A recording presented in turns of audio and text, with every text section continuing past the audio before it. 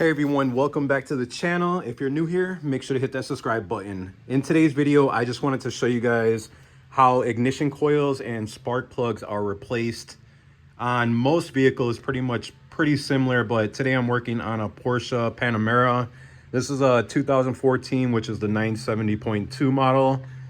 And in order to change the ignition coil, I'm going to show you guys on this side because it's actually pretty clear.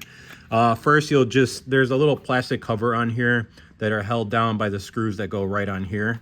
There's 3 of them and they're right here.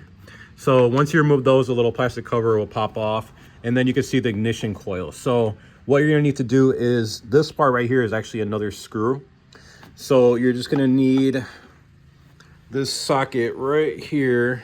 Trying to get that in view. All right, it's gonna be a Torx E12. So basically you're gonna get it on there and unscrew it just like you would any other screw. Take that off. The wire harness, you're just gonna push down on this clip right here and pull up, comes right off.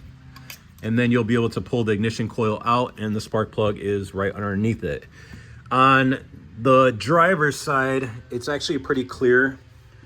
You can get to all 3 of them, no problem. You can see I already replaced those with new ones, new spark plugs, new coils.